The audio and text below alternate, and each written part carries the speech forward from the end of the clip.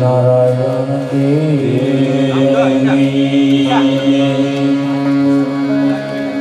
ભાગવત ભગવાન કી જય સદગુરુદેવ કી જય अपने अपने माता पिता की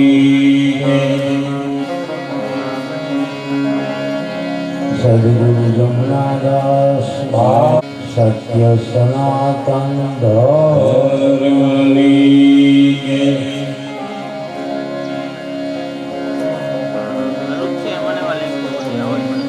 भागवत भगवान की व्यास सुखदेव जी महाराज पूज्यपाद गोस्वामी तुलसीदास महाराज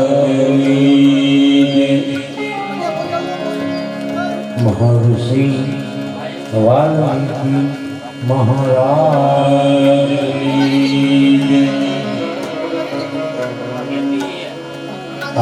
शक्ति आदि नारायण श्री अम्बे माधवी ओम नमः भारती पदये हर महादेव प्रहिणाम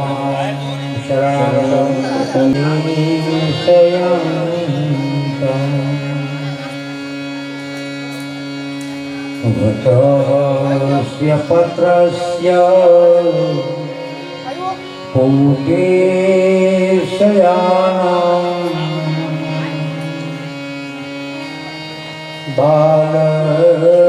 बालमुकुन्दा मनसा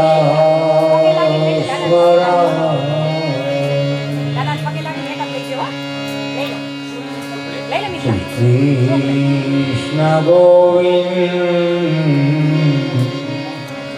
हरे मुरारी हे नाथ नारायण वासुदेवा जिहवे पिबस्व मृत में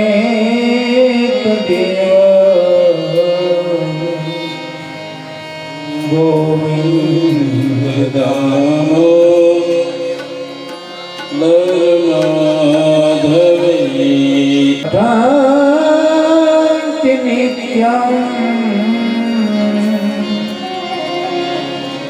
गोविंद दामो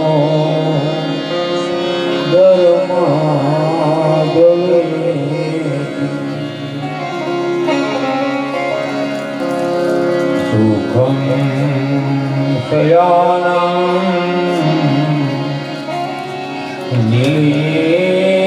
निजेति नामानि प्रवदन्ति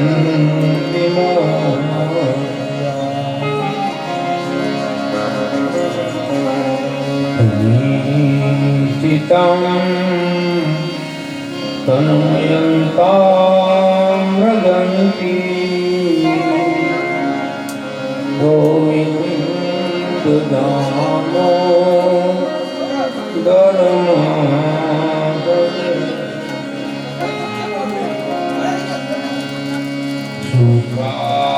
सुखावसाने इदमेव दाप्यम्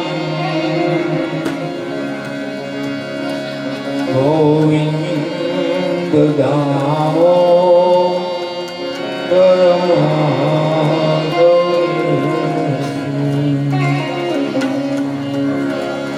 श्री कृष्ण राधा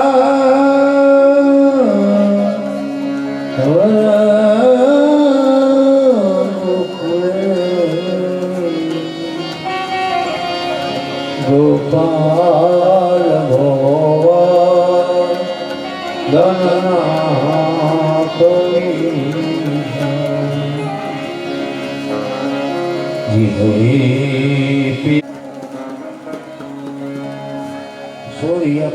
सूर्यकोटि समप्रभा निर्विघ्नं कुरु मे देवा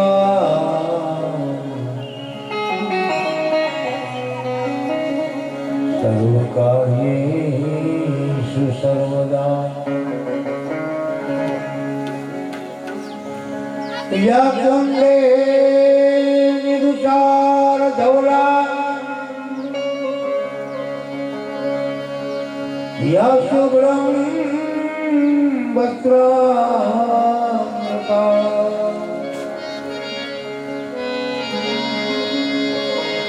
या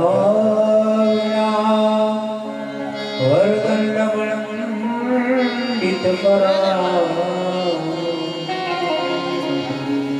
या श्वेतपद्मा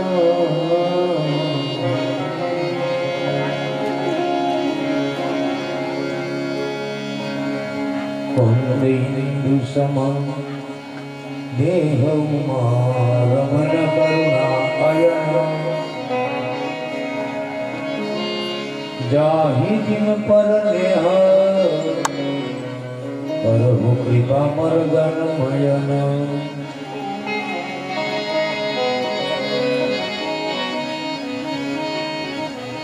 सिया राममय सगल जानी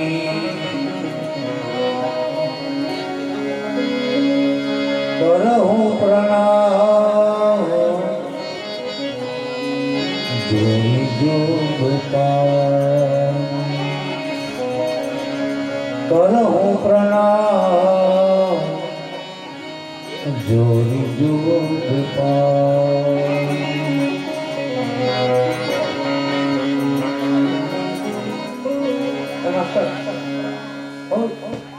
पेटी में ओइल मापो तो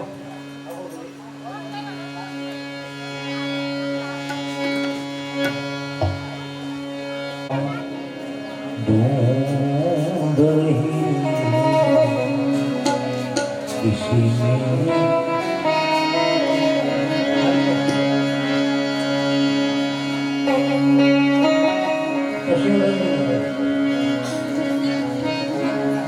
गोविंद मेरो है गोपाल मेरो है गोविंद मेरो है गोपाल मेरो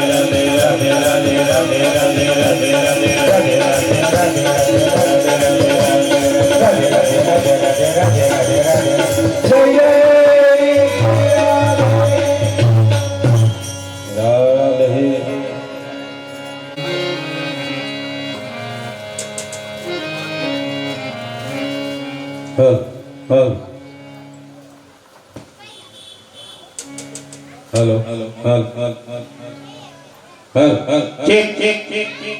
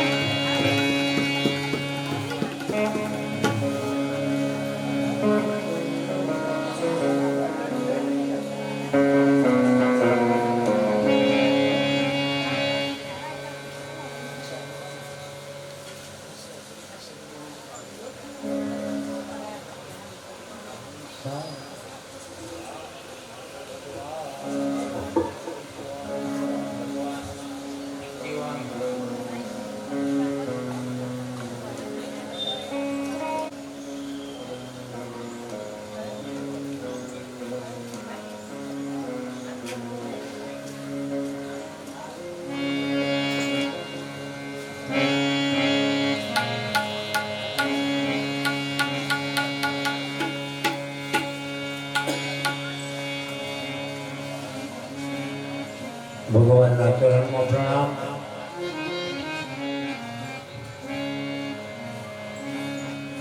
હનુમાનજી મહારાજના ચરણમાં પ્રણામ. પિતૃ નારાયણ ભગવાનના ચરણમાં પ્રણામ. માત પિતાના ચરણમાં પ્રણામ. સદગુરુ ભગવાનના ચરણમાં પ્રણામ. દ્વારિકાધીશના ચરણમાં પ્રણામ.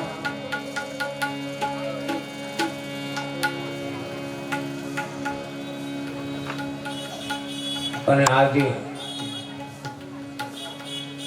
પાંચમા દિવસની કથામાં આપ સર્વે વડીલ ભાઈઓ બહેનો માતાઓ તેમજ ગાંધર્વોને આપ સર્વને ઉઘરાળા ગામના અશ્વિનદાસ બાપુના વ્યાસપીઠ ઉપરથી જય શ્રી કૃષ્ણ, જય સિયારામ.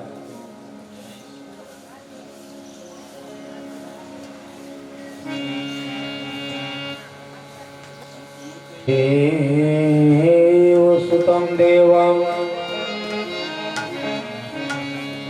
કંસચાણૂરમર્દનમ દેવકી પરમાનંદમ કૃષ્ણં વંદે જગત.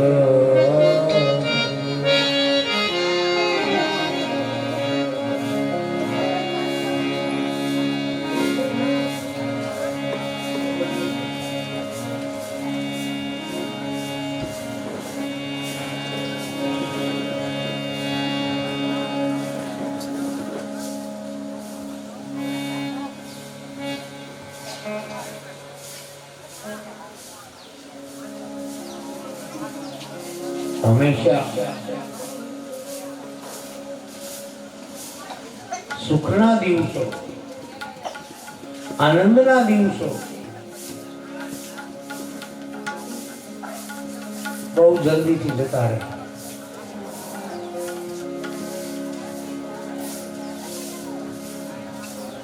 જે ઘરે કથાનું આયોજન હોય યા સત્સંગ હોય,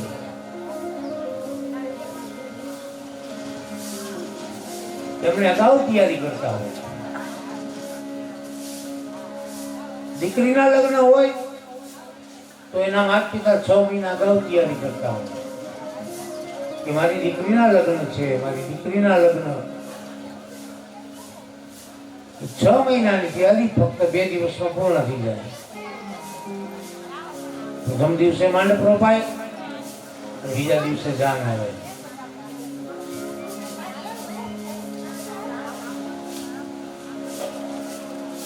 કેટલી તડામાર તૈયારી ચાલતી હતી આ કથાની, અને 4 દિવસ જતા રહ્યા ખબર ન પડી.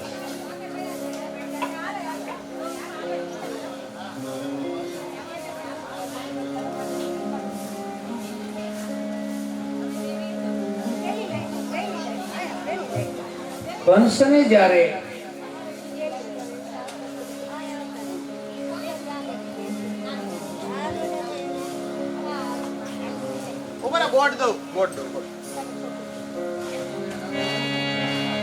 એક પછી એક 7 બાળકોને માર્યા.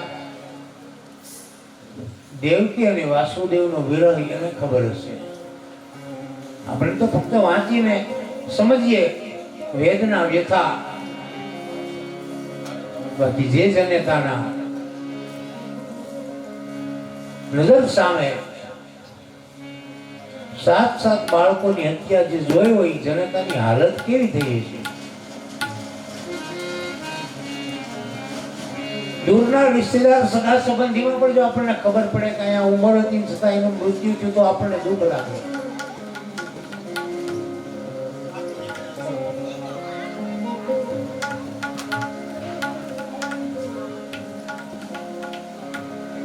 અને તમે ઘરમાં જોજો નિયમ હોય, કોઈ પણ ઘરમાં એક નિયમ હોય. બાળકોને કંઈ પણ થાય એટલે એની માતાને કહે.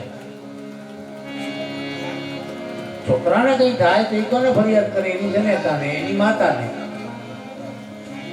એની માતા કોને ફરિયાદ કરે? એના પતિને. તો રહી વાત સમજવાની કે એનો પતિ કોને ફરિયાદ કરે કે મને આ તકલીફ છે, કોને ફરિયાદ કરે?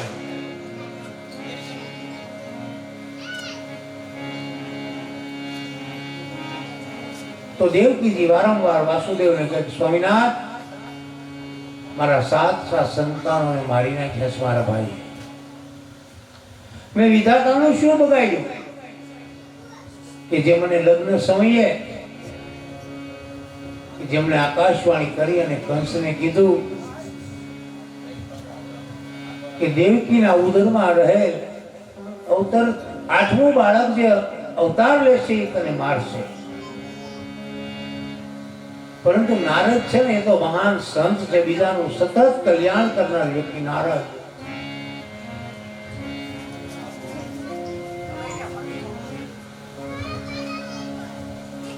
એક સમયે નારદ કંસના રાજભવનમાં આવ્યા અને રાજભવનમાં આવી અને કંસને કીધું, કંસ, જે આકાશવાણી થઈ ને મિથ્યા ન હોય ક્યારેય. જે આકાશવાણી થઈ એ મિથ્યા ન હોય. અને ખરેખર આપણને ઘણી વખત એવું બનતું, આપણને ઈશ્વરી સંકેત મળતા હોય. ઘણી વખત આપણને ઈશ્વરી સંકેત મળતા હોય, કઈ આપણું અહિત થવાનું હોય, કઈ નુકસાની થવાની હોય, તો ઈશ્વર આપણને પ્રથમ સંકેત આપતો હોય. પરંતુ આપણું દુર્ભાગ્ય એ છે કે સંકેતને આપણે પારખી શકતા નથી.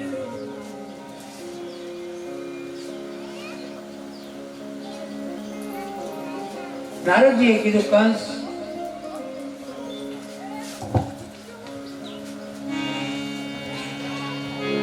તારા બેન જે દેવકી જા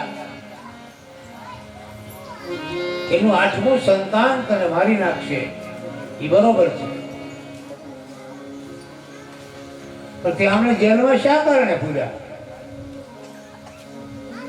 એને કાળા ગ્રહથી મુક્ત કરી દે. એ કંસ, તને તો 8મો ગર્ભ જે છે એ મારવાનો છે. પણ નારદ તો નારદ છે ને, એની સામે નારદજી 8 પાંખડી વાળું એક કમળ અને કમળના ફૂલને આમ કંસને કીધું, ગણ, જ્યાંથી તું ગણી ત્યાંથી ગણી 8 જ થશે. કંસે વિચાર કર્યો કે 8મા ગર્ભમાં તો ગમે તે જન્મે ઈ મને મારે, એટલે મારે બધાય સંતાનો મારી નાખે.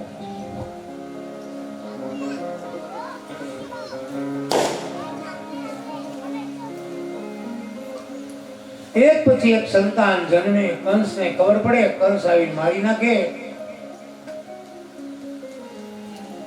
એમાં એક સમયે ભગવાનની સ્તુતિ થઈ છે અને પૃથ્વીએ સ્તુતિ કરી છે.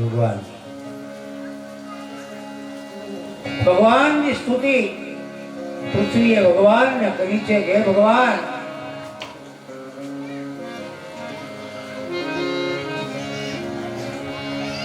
હાથ જોડી પૃથ્વીએ કીધું, ભગવાન, 18 વનસ્પતિ, પર્વતો અને નદી અને વન્યનો જે ભાર મને નથી લાગતો ને, એટલો ભાર હવે મને કંસના પાપથી લાગે.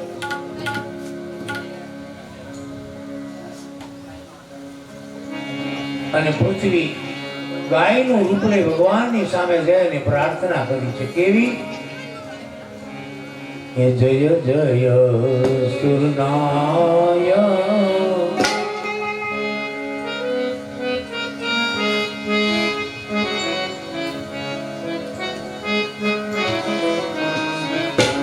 જય જય સુરનાય, જનક ખદાયક,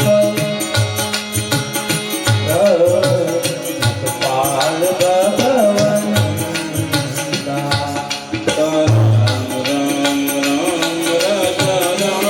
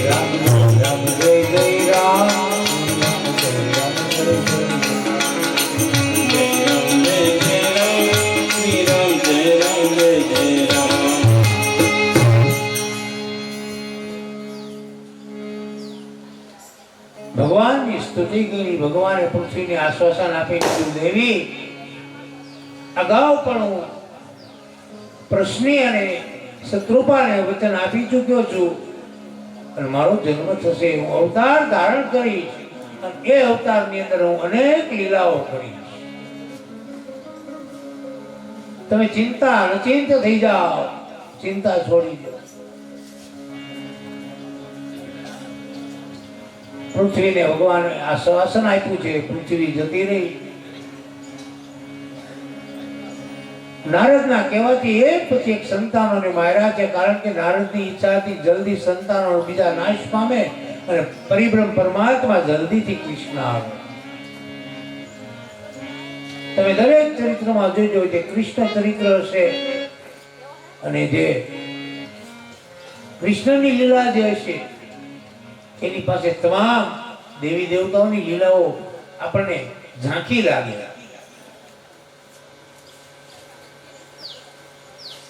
કૃષ્ણનું રૂપ ગઈકાલની પ્રમ દિવસની કથા પણ કીધેલું, કૃષ્ણ જેવું રૂપ કોઈનું નહીં. કૃષ્ણ જેવું રૂપ, રામ રૂપ અને કૃષ્ણ રૂપ એની જેવું રૂપ નહીં. કારણ કે તમે કલ્પના કરો, આજે હજારો વર્ષો જતા રહ્યા છતાં પણ કૃષ્ણ રૂપની અંદર ગોપીઓ મોહતી હોય અને સ્ત્રીઓ એની જો પૂજા એની સેવા કરતી હોય, જેની ફક્ત મૂર્તિ અને ફોટો જોઈને જો એટલી ઓતપ્રોત હોય તો સ્વયં ભગવાન છે ત્યારે શું હાલત હશે? શું ભગવાનના રૂપનું વર્ણન બતાવ્યું છે. આઠમું સંતાન, શ્રાવણ વદે આઠમની રાત્રિ છે. ભગવાનનું પ્રાગટ્ય થયું, બેડીઓ તૂટી ગઈ. વસુદેવ અને દેવકી જોવે કે આ શું, આટલો બધો પ્રકાશ શાનો આવ્યો?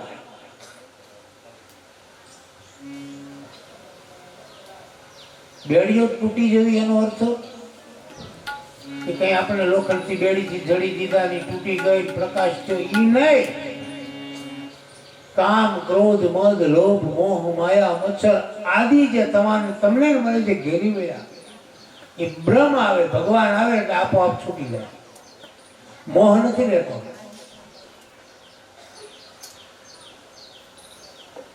દેવકી અને વસુદેવનો જે મોહ હતો એ નષ્ટ થયો છે. એકદમ પ્રકાશ થવો એનો અર્થ છે આત્મો જાગી જવો. આત્મો જાગી જાવ. કારણ કે આપણા શરીરની અંદર 7 ચક્ર હોય છે. થોડું તત્વ લઈ લો. આપણા શરીરની અંદર 7 ચક્ર હોય, એ સતત ફરતા હોય.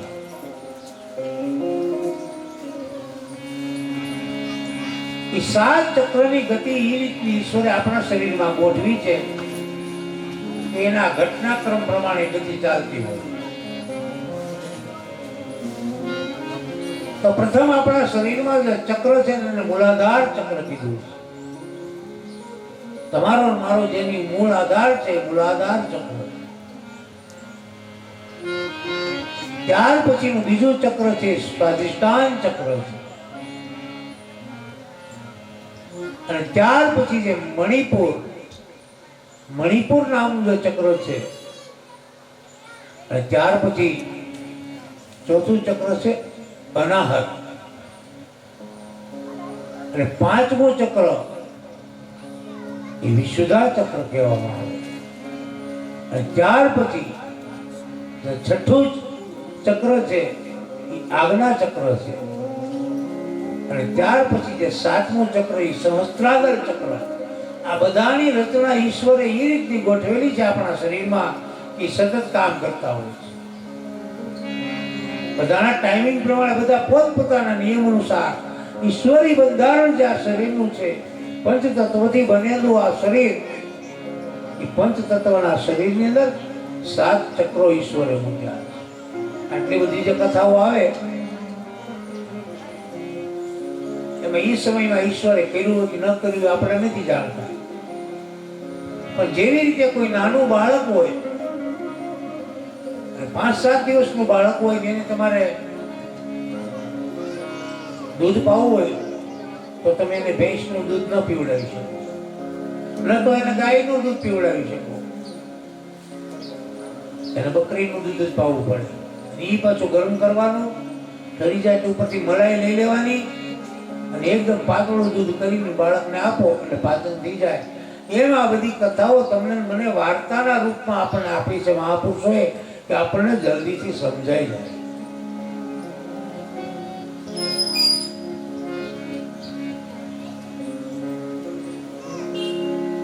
તો એ 7 ચક્રોની જે ગતિ તમારા અને મારા શરીરમાં છે ને એનું સંચાલન પરિભ્રમણ પરમાત્મા કરતા હોય અને પરમાત્મા તમારા અને મારા આત્માને આજ્ઞા કરતા અને આ કરવાનું છે.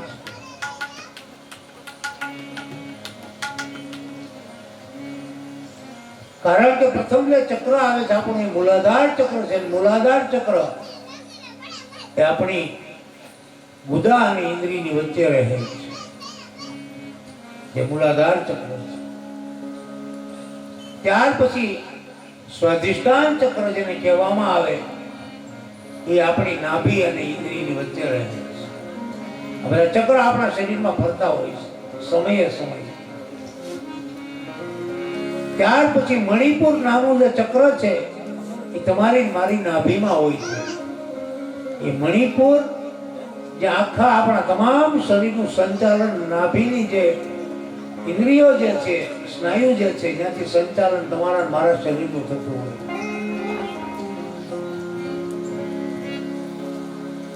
અને ત્યાર પછી આવે અનાહત ચક્ર. એ અનાહત ચક્ર ત્યાંથી આગળ આવતા આપણા હૃદયની આસપાસ જે અનાહત ચક્ર છે સતત ફરતું હોય. અને ત્યાર પછી એથી આગળ આવો એટલે વિશુદ્ધાત ચક્ર આવે જે તમારા અને મારા ગળાની વચ્ચે. આપણે નથી કહેતા દાદા જવાની તૈયારી કરતા ને હળીઓ ગાજતો હતો. બહુ સરળ ભાષા. આપણે કોઈ ગૌઠું માણસ જવાની તૈયાર નહીં, આપણે કહેતા હોય કે શ્વાસ બહુ ચડ્યો. ખરેખર શ્વાસ ચડતો ન હોય. અંદરના જે ચક્રો છે એ કામ કરતા બંધ થાય એટલે ધીમે ધીમે આત્મા ક્યાં આવે? ગળે. અને જે ગળે લાગ્યા હોય ને નથી કહેતા કે બહુ ગળે લાગે. ગળે લાગે ને જીવ ન જાય.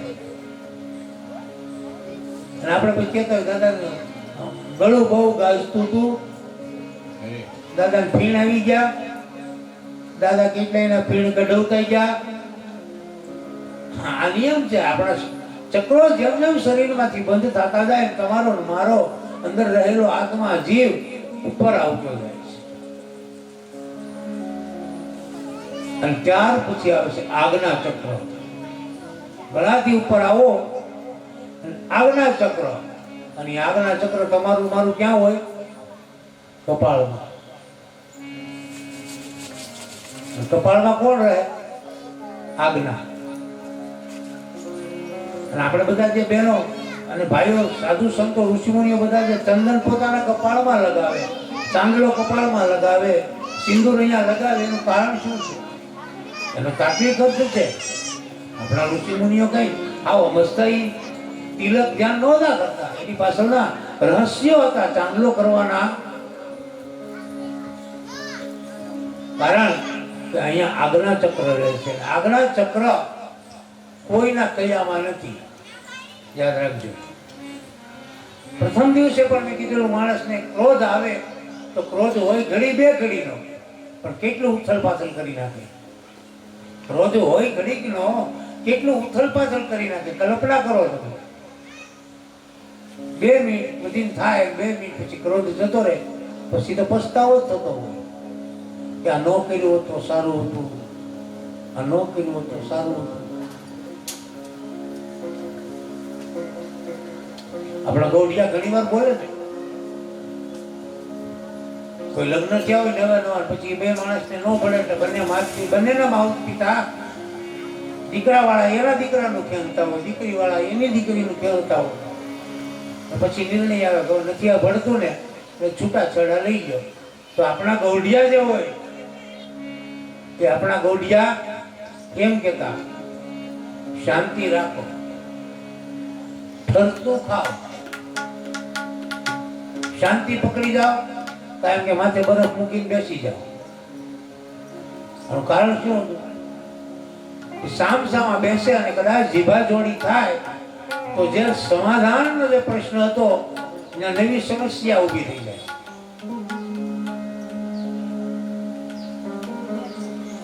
આનું એક રહસ્ય હતું કે આપણે ચાંદલો, કંકુ, ચંદન આ બધી ઠંડી વસ્તુ છે, એકદમ ઠંડી.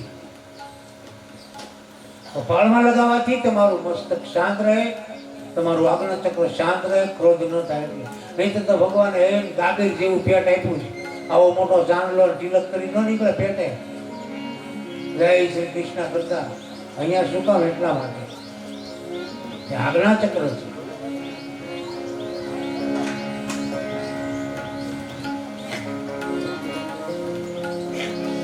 કપાળમાં રહે. ત્યાર પછી છેલ્લું ચક્ર જે છે એમાં ગઈકાલે પરમ દિવસ મેં કીધું હતું કે જેને આપણે 10મો દ્વાર કહીએ. હું બોલ્યો તો લગભગ, કદાચ જો આપણે ખ્યાલ હોય તો કથામાં હોય તો ખ્યાલ હોય, એ સમયે આપણે ન પણ સુરતા હોય, ન ખ્યાલ. હું બોલ્યો તો કે અહીંયા જ આવે અને આપણે 10મો દ્વાર કહીએ છીએ.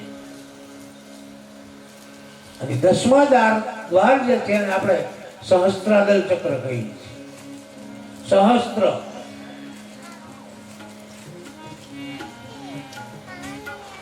અને રહ્યા મસ્તકમાં. તમારા મારા શરીરની અંદર 7 ચક્રો છે.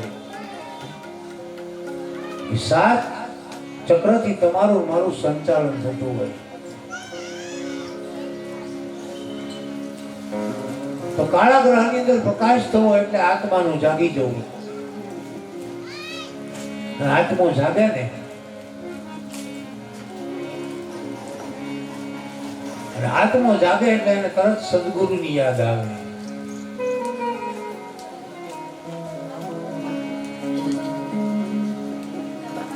તમારો ને મારો આત્મો જાગે અને એને ઓળખવા માટે શું કરવું?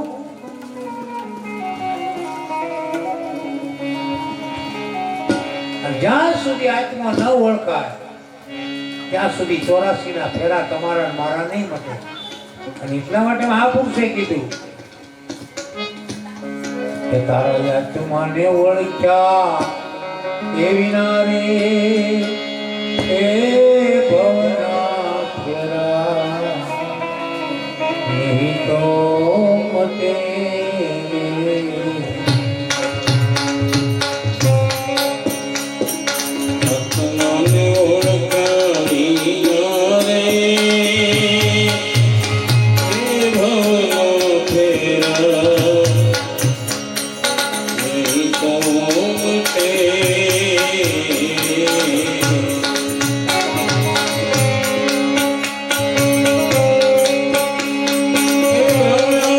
ભાગ્ય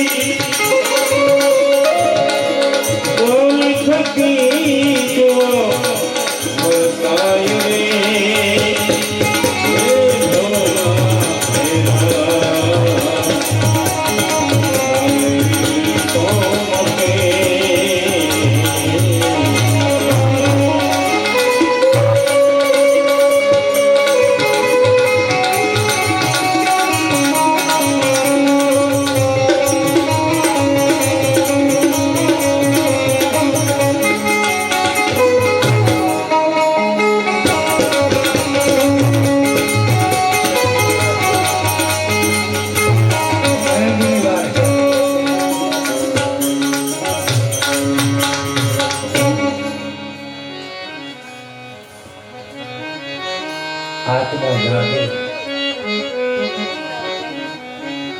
સદગુરુના ચરણે જતા તમારો આત્મો જાગી જશે. અને આત્મો જાગ્યા પછી ભૂલથી પણ ક્યારેય બીજાનું ગુરુ કરવાનું નહીં વિચારે, ત્યારે સમજી જવાનું મારો આત્મો જાગી ગયો છે.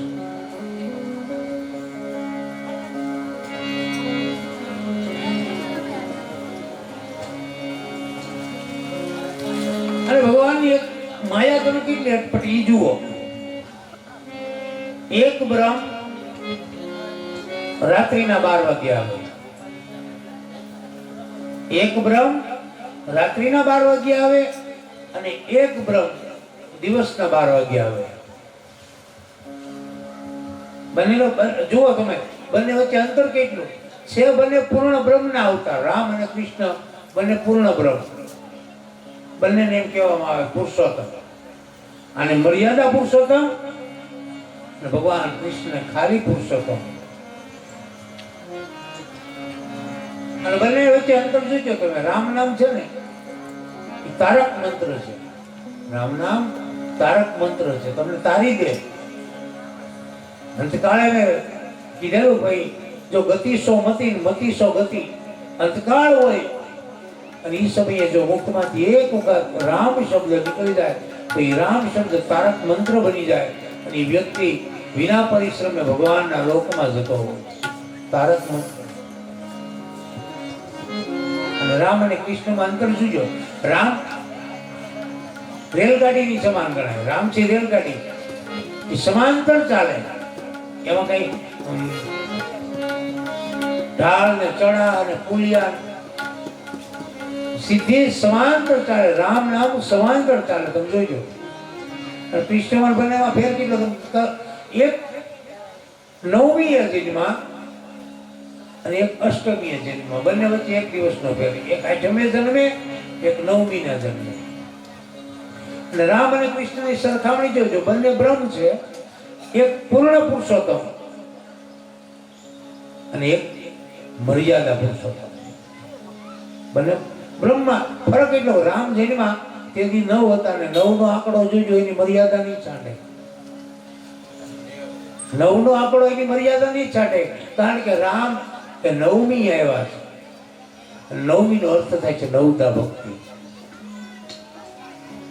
રામ 9મી આવ્યા. તમે કલ્પના કરજો, રામ ક્યારેય નહીં છાંડે એની વસ્તુ. જોજો, તમે ગણતરી કરો.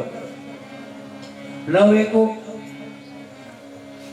9, 9 ના 9, 9 દુ 18, 1 ને 8 ભેગા કરો એટલે 9, 9 તેરી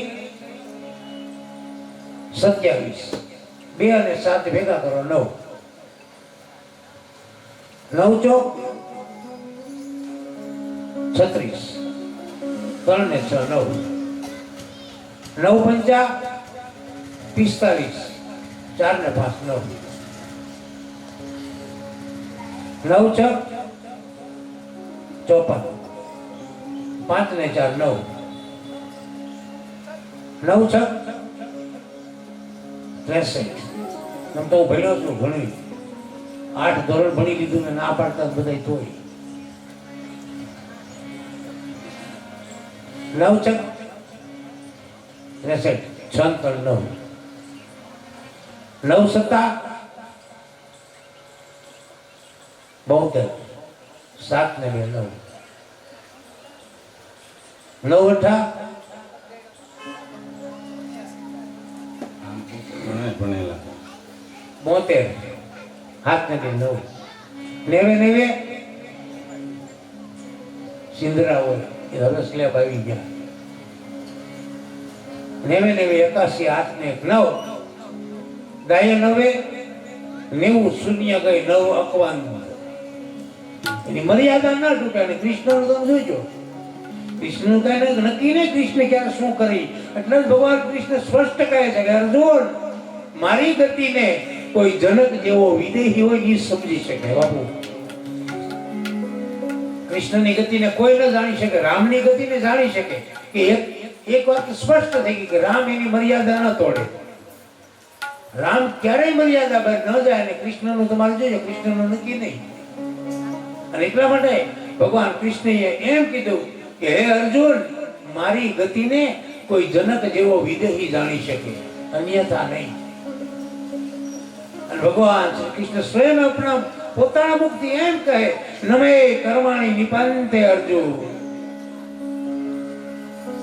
હે ધનુષધારી અર્જુન, નમે કર્માણી નિપંતે, મને કોઈ કર્મ નડતું નથી. હું સ્વયં બ્રહ્મ છું અને કર્મ બનાવનાર પણ હું છું અને કર્મને મોકલનાર પણ હું છું અને કર્મનો હિસાબ દેનારો પણ હું છું.